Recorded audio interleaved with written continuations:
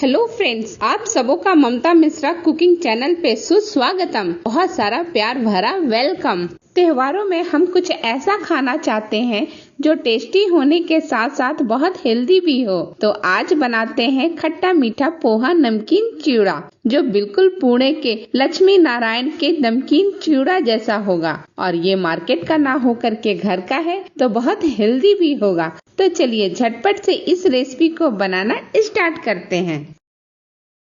इस रेसिपी को बनाने से पहले एक सीक्रेट तीखा मीठा चटपटा मसाला बना लेते हैं, जो इसके टेस्ट को और भी ज्यादा यमी बना देगा। तो इसके लिए 1 पिंच ले लिया हींग मैंने मिक्सी के जार में छोटे वाले में। 1/4 चम्मच हल्दी ले लिया है, आधा चम्मच जीरा और सौंफ ले लिया है। खाने वाला सौंफ मीठा वाला जो होता है वो ले लीजिएगा, अक्सर सब्जियों में पड़ता है। और ये मैंने 1 चम्मच साबुत धनिया ले लिया है। आधा चम्मच से थोड़ा सा ज्यादा मैंने ले लिया है कश्मीरी लाल मिर्च। और ये 1/4 चम्मच ले लिया है मैंने काला नमक, जो इसके टेस्ट को और यमी बना देगा। और ये मैंने आधा टेबल स्पून ले लिया है अमचूर पाउडर या चाट मसाला। आधा चम्मच के करीब हमने ले लिया है शुगर यानी चीनी। और थोड़ा सा 1/4 चम्मच मैंने सफेद वाला नॉर्मल नमक ले लिया है। अब सारी चीजों को हम ग्राइंड कर लेंगे।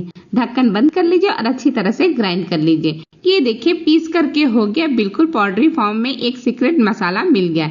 इसे भी रखते हैं सारी चीजों के साथ जो कि हम चूड़ा को बनाते वक्त यूज करने वाले हैं। पोहा है, कड़ी पत्ता है, काजू है, चने के दाल है, मूंगफली है, किशमिश है, बादाम है, नारियल के थोड़े से टुकड़े हैं और साथ में थोड़ा सा हरी मिर्च बारीक चॉप करके लिया है। लंबा लंबा ही चॉप कर लिया है, बहुत बारीक मत कीजिएगा। अब इन सारी चीजों को हम बारी बारी से तलने वाले हैं। तो तलने के लिए मैंने कढ़ाई में बहुत अच्छे अमाउंट में तेल ले लिया है। कोई सा भी कुकिंग ऑयल आप ले सकते हैं। और फिर इस तरह से जो छन्नी होती है वो ले लेती हूँ। छन्नी को अच्छी तरह से तेल में डुबा के रखिएगा और फिर थोड़ा थोड़ा पोहा डालिएगा। मेरा पोहा ना तो ज्यादा पतला है ना ज्यादा मोटा है, मीडियम वाला पतला होता है ना चूड़ा, बस वही है। थोड़ा सा पोहा हमने डाला और इसे अच्छी तरह से चम्मच से चलाते हुए 1 मिनट के अंदर अंदर बन करके रेडी हो जाएगा। 1 मिनट से भी कम टाइम लगेगा। अगर फ्लेम हाई है तो मीडियम कर लीजिएगा और इसे लगातार चलाते हुए फ्राई कीजिएगा।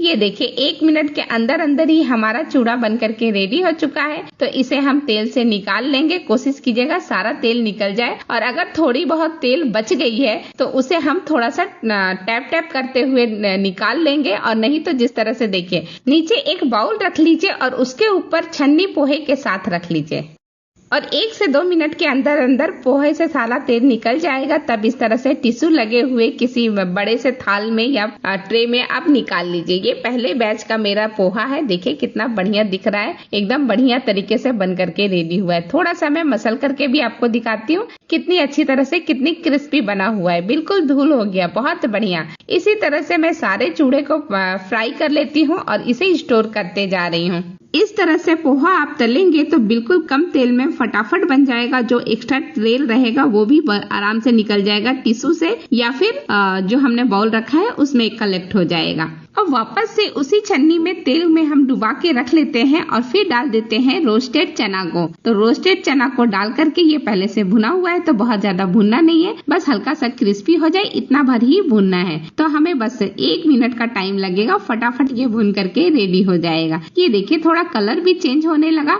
बस इसी वक्त इसे भी हम निकाल देंगे। फ्लेम को मीडियम रखिएगा, न ज्यादा हाई न ज्यादा लो। इसे भी हम पलट लेते हैं। उसी तरह से पहले तेल निकाल लेंगे एक बाउल में रख करके और फिर इस तरह से पोहे के ऊपर हम डाल देंगे। भुना हुआ चना हमने 1/4 कप लिया था और अब मूंगफली की बारी है। इसे भी मैं 1/4 कप ही ले रही हूँ। इसे भी बिल्कुल वैसे ही हम छन्नी में डाल देंगे और छन्नी को तेल में डुबा करके जरूरत पड़े तो कढ़ाई को थोड़ा तिरछा कर लीजिएगा, जैसे कि मैंने किया है। और इसे भी थोड़ी देर चलाते रहिए। मीडियम फ्लेम पे इसे भी हमें तलना है और इसे लगातार चलाते रहिएगा। और बस 2 मिनट के अंदर अंदर मूंगफली तल करके रेडी हो जाएगी। मूंगफली जो है वो भुने हुए चने से थोड़ा ज्यादा टाइम लेता है। तो जब चटकने की आवाज आने लगे ना तब आप समझ लीजिएगा कि हमारा जो मूंगफली है अच्छी तरह से भुन चुका है। बहुत सारे देखिए मूंगफली जो है टुकड़ों में भी डिवाइड हो गया है चटकने के कारण। तो बिल्कुल ऐसा ही मूंगफली हमें तैयार करना था। मूंगफली का तेल निकाल करके वापस से मैंने पोहे पे डाल दिया है। और अब काजू की बारी है। तो 2 टेबल स्पून के करीब मैंने काजू को बीच से कट करके डाल दिया है उसे भी लगातार चलाते हुए बस 30 सेकंड तक भूनेंगे। और हल्का पिंक होने पे काजू को भी हम निकाल देंगे और इसका भी वैसे ही तेल निकाल लेंगे। फिर उसके बाद हम डाल देंगे पोहे के ऊपर। चलिए, काजू के बाद अब हम थोड़े बादाम भून लेते हैं। तो 1 चम्मच के करीब मैंने बादाम लिया है। इसे भी हल्का सा भूनना है, बहुत ज्यादा नहीं, बस 15 से 20 सेकंड लगेंगे इसे भूनने में। इसे चलाने की भी जरूरत नहीं है, इसी तरह छन्नी चला लीजिए, ये अपने आप से चल जाएगा। और फ्लेम को मीडियम ही रखिएगा या फिर लो कर लीजिएगा। अब ठीक इसी तरह से मूंगफली के बाद मैंने नारियल को भी भून लिया है। पतले पतले स्लाइस में कट किए थे और इसे भी बस 15 सेकंड के अंदर भून लिया है। अब मैं किशमिश डाल रही हूँ। किशमिश भी 10 से 15 सेकंड ही लगेंगे, फटाफट बन जाते हैं। इसे तो बिल्कुल ही टाइम नहीं लगता। ये देखिए हमारी किशमिश अच्छी तरह से भुन चुकी है, तो इसे भी निकाल लेते हैं ठीक उसी तरह से। और अब हम डालते हैं करी लीव्स को। तो करी लीव्स को डाल दीजिए और इसके बाद इसे भी हम 15 से 20 सेकंड ही पकाएंगे, बहुत ज्यादा पकाना नहीं है। फ्लेम को लो रखिएगा। करी पत्ते का कलर चेंज नहीं होना चाहिए, जैसा है हाँ ग्रीन कलर बिल्कुल वैसा ही रहना चाहिए। ये देखिए करी पत्ता करारा हो चुका है, बढ़िया तल चुका है, तो इसे भी हम निकाल लेते हैं। और ठीक इसी तरह से हम स्लिट कटे हुए हरी मिर्च को भी भून लेते हैं। तो 3 से 4 हरी मिर्च को मैंने लंबाई में कट कर लिया था और उसे मैं इसी तरह से छन्नी में डाल करके भून लेती हूँ।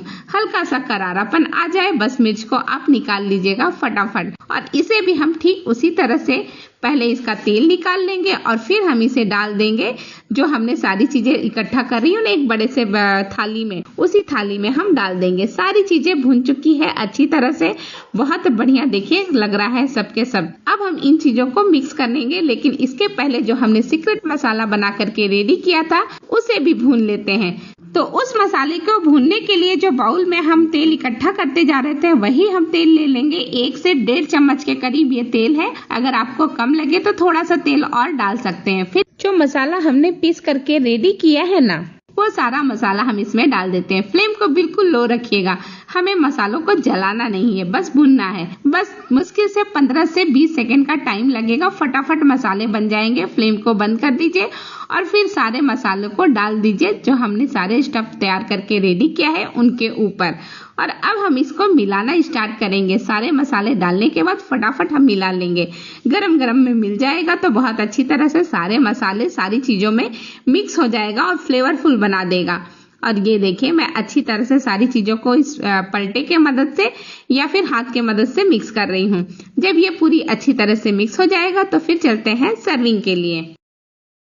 ये लीजिए सर्विंग प्लेट में क्रिस्पी करारी बेहद कम तेल में बना हुआ हेल्दी स्नैक्स की रेसिपी। खट्टा मीठा पोहा नमकीन चिवड़ा बन करके बिल्कुल रेडी है। इसे आप इस दिवाली घर पे बनाएं और महीनों स्टोर करके एंजॉय करें। अब मैं थोड़ा हाथों में ले करके थोड़ा चिवड़ा मसल के दिखाती हूँ।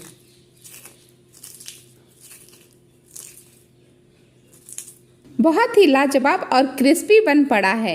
अगर आज की ये रेसिपी आपको पसंद आती है तो मेरे इस वीडियो को लाइक शेयर करें। चैनल पे नए हैं तो सब्सक्राइब भी अवश्य कर दें। इसी के साथ वीडियो समाप्त करती हूँ। आप सबों का दिल से बहुत बड़ा धन्यवाद। Thank you.